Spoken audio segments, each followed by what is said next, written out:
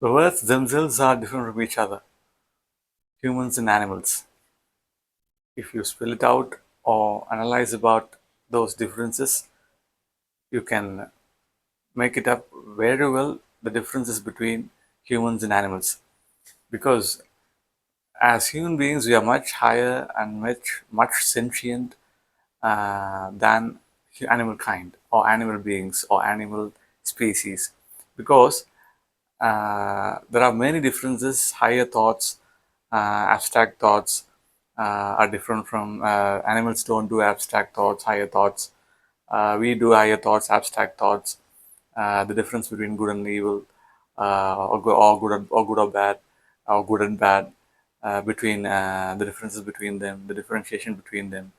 One of the issues I found interesting, from my thought process, I found it interesting. For instance, mimicry. Mimicry is part of art we do, humans do. Some species of animals also do mimicry, but they don't do like we do, because unlike humans, they do it for communication process, or a communication system. But we do it as an art.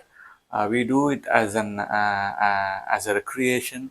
We do it as a miraculous thing, because no satisfactory explanation has been given on mimicry scientifically. Because how humans do multiple types of mimicry at the same time, consecutively or subsequently, because animals do it in a single shot or in a single way, but humans do it in multiple ways regarding mimicry. Because we imitate, or we do the sounds, or the thought process of another person as an imitator or mimicry artist, in multiple ways and in multiple people. We can do it in multiple ways. We can imitate very many people at the same time. Consecutively, we can do it, because animals don't do that. As I already said, much higher thoughts like abstract thoughts, philosophical thoughts, theological thoughts, why questions, when, what, how. These are the questions humans especially have, because we have the thinking process, thinking gift, imaginative power, and we have the image of God, because we are sentient beings. We were created in the image of God as sentient beings, observers, deep observers, deeper thinkings, deep observations. We do all those kinds of things. For example, I said about mimicry. There are a lot of aspects between and differences between that differentiate between humans and animals. One of them is one of my recent interesting facts I thought about was mimicry. Mimicry was one of the aspects, interesting aspects, I guess, because it is very complex. One human being, an individual's larynx or throat cannot be adopted in multiple ways at the same time, because it's impossible. Only the soul can do it.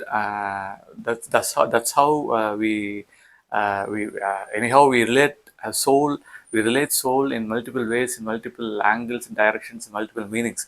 But soul has the essence of the free will and the effect of abstract thoughts or higher thoughts, and personifications.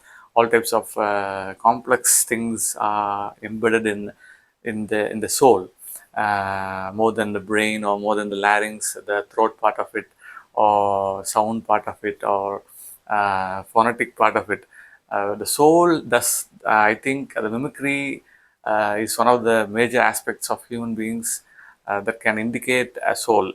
As Dr. Michael Egner wrote a book, The Immortal Mind, or J.B. Molin's What is Soul. These sort of books tell us about the know-hows, the acquaintance of an object, how to do these aspects are done by soul. Only these aspects are the free will. These aspects are can only be done by soul, by the soul, because free will is a gift of God, and it is the image of God. It is the aspect of God, to choose between good and evil, to choose between good and bad. That's how we are taught by the Word of God. We are designed by the Word of God. We are led by the Word of God, by the Spirit of God, to do the things of God, to enjoy the joy of God and the peace of God more than anything in this world. That's how we know the spirit or soul interchangeably. Can we can say it, the spirit or soul. To understand it more simply, the soul or spirit. We call it in philosophy. We call it the self-awareness of the soul. We know there is an existence of the soul within us. It animates us. It makes us think. We have free will. It makes us move our hands. It makes us move our head. Move in ways we can think of. Very complex creation we are, because we are made in the image of God. We are like angels in the sight of God. We are the children of God. All these aspects are embedded in the immortal mind or immortal soul. The brain controls the body, but the soul feeds the mind, which controls the brain, which can control the brain. Around 7,000 operations have been done and checked by Dr. Neurosurgeon Dr. Michael Legner, Wilder Penfield. Although these people are very scholarly, erudite people who can who could achieve all the complexities of the human mind and the mystery of the mind. They could study, observe, and wonder at how we were created by the hand of God, by the breath of God, by the word of God. So we can wonder at God's creation in multiple ways. Therefore, we can have all these aspects in our minds, and we have to think over it, observe it, watch it, and enjoy the mystery of God and the history of God and the observation of God and the analytics of God and the analysis of God, the results of God, the researches of God. As the Word of God says, this world will be drenched in a translation, in a way, drenched, or this world will be full of the knowledge of God. That's why we say the science is the establishment of God. Science is the establishment of God, because we know what we are made up of, subconsciously, unconsciously, consciously. So, in multiple ways, we can ascertain God's attributes within us, in nature, in very many aspects of life. That's how we can. That's how we can analyze things. That's why we can observe things. Think of philosophical issues, philosophical narratives, theological basis, all sorts of higher thinking, the relatability of music into thoughts, the relatability of thoughts into music, thoughts into actions, thoughts themselves are actions in a way, to say,